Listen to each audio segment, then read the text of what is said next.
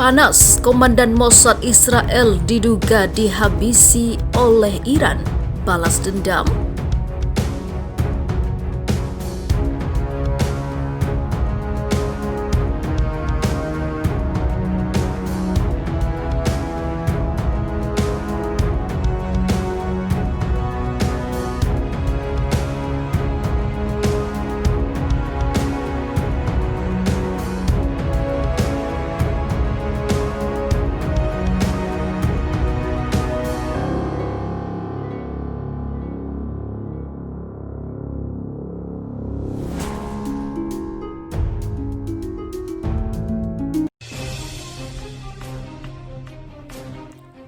Awal bulan Desember 2020, berita internasional kembali diketahui dengan hal yang terjadi pada Fahmi Hinafi selaku Komandan Senior Mossad Israel.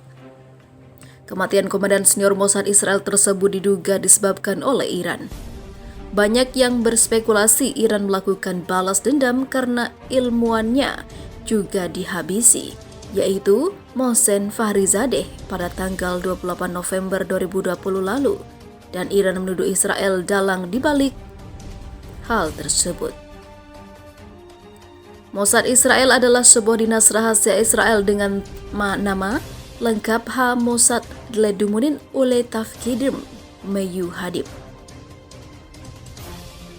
Dilansir dari YC News, Fahmi Hifani selaku Komandan Senior Mossad Israel ditembak 15 kali di ibu kota Israel Tel Aviv pada 6 Desember 2020 lalu. Diketahui Fahmi Hinafi sedang menunggu lampu merah pada saat itu dan tiba-tiba ada pria bersenjata beberapa kali kemudian dengan cepat meninggalkan tempat kejadian. Akan tetapi, media berita Rusia belum bisa mengonfirmasi kejadian itu yang berkaitan dengan balas dendam Iran, lantaran media Israel belum mengeluarkan rilis terkait kejadian tersebut. Seperti dikabarkan Semarangku sebelumnya, saat kematian ilmuwan nuklir Iran, Presiden Iran Hassan Rouhani menyatakan akan membalas dendam kepada pelaku. Meskipun saat itu belum pasti apakah Israel menjadi pelaku. Rakyat kami lebih bijaksana daripada jatuh ke dalam perangkap rezim Zionis. Iran pasti akan menanggapi hal buruk yang telah terjadi pada ilmuannya, tutur Hassan Rouhani. Bahkan pada saat itu Mohammad Bagheri selaku Kepala Staf Angkatan Bersenjata Iran mengaku akan melakukan balas dendam juga. Sayangnya tim medis tidak berhasil menghidupkannya kembali dan beberapa menit yang lalu manajer dan ilmuwan ini mencapai status syahid yang tinggi setelah bertahun-tahun berusaha dan berjuang, ujar Kepala Staf Angkatan Bersenjata Iran Mohammad Bagheri. Pelaku aksi buta ini perlu mengetahui bahwa balas dendam berat menanti mereka, tambah Bagheri. Di sisi lain diberitakan sebelumnya, pemimpin tertinggi Iran Ayatollah Ali Khamenei dilaporkan akan mundur karena masalah kesehatan.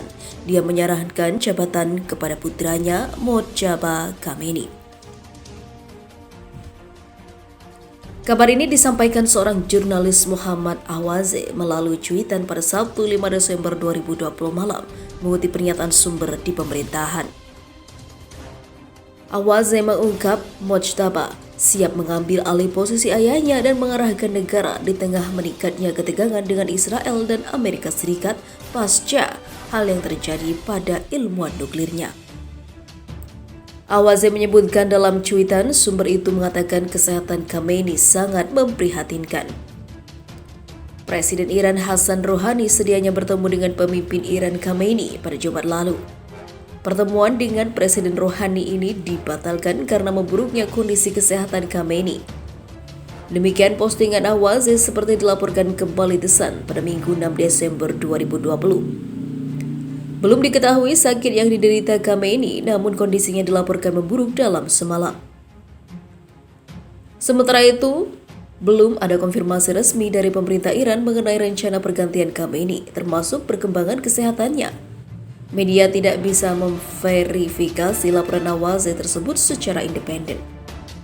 Awaze bukan sosok baru dalam membocorkan informasi sensitif di Iran. Dia pernah melaporkan kondisi karut marut di negara itu saat awal COVID-19. Dia juga melaporkan bagaimana Fakhrizadeh harus berakhir, yang ternyata melibatkan 62 orang, 10 diantaranya merupakan eksekutor. Isu seputar memburuknya kondisi kesehatan Khamenei telah lama beredar. Laporan Reuters menyebutkan Khamenei pernah menjalani operasi prostat pada tahun 2014. Sejak itu kondisi kesehatannya tetap menjadi misteri.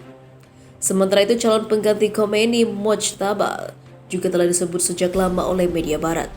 Pengalaman Mojtaba tidak diragukan lagi, dia terlibat di beberapa departemen keamanan dan juga intelijen Iran.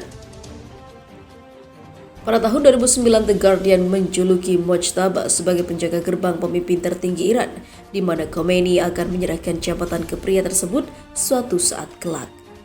Sementara itu diberitakan sebelumnya, Perdana Menteri Israel Benjamin Netanyahu diam-diam terbang ke Arab Saudi pada Minggu 22 November untuk bertemu dengan putra mahkota Mohammed bin Salman, menurut media Israel. Netanyahu didampingi oleh Kepala Badan Intelijen atau Mossad Yossi Cohen secara sembunyi-sembunyi, bertemu dengan putra mahkota dan Menteri Luar Negeri Amerika Serikat Mike Pompeo di kota Neom, Arab Saudi. Data penerbangan menunjukkan jet yang digunakan oleh Netanyahu terbang ke Neom. Tidak ada kepastian secara resmi. Pompeo singgah di Neom, pesisir Laut Merah wilayah Arab Saudi dan Uni Emirat Arab sebagai bagian dari lawatannya ke Timur Tengah. Di antara media Israel yang menurunkan berita tentang kunjungan Perdana Menteri Netanyahu adalah situs berita Ynet. Dilaporkan pesawat jet membawa Netanyahu dan rombongan terbang dari Israel pada Minggu malam dan kembali mendarat di Israel pada Senin dini hari 24 November 2020.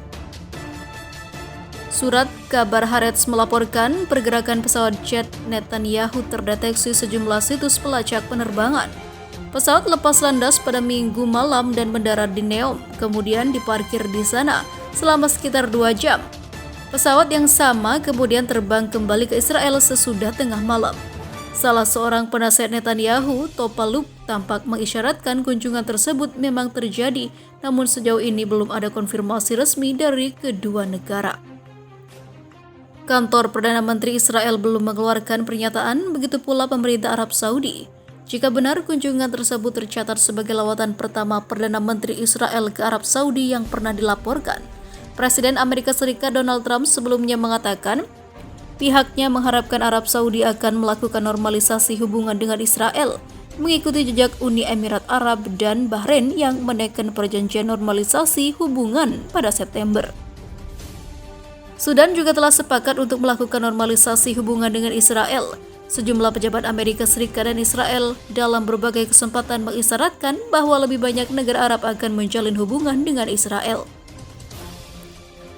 Di depan umum, Arab Saudi telah mengatakan akan tetap mempertahankan sikapnya sejalan dengan sikap Liga Arab untuk tidak menjalin hubungan dengan Israel sampai konflik Israel dengan Palestina diselesaikan.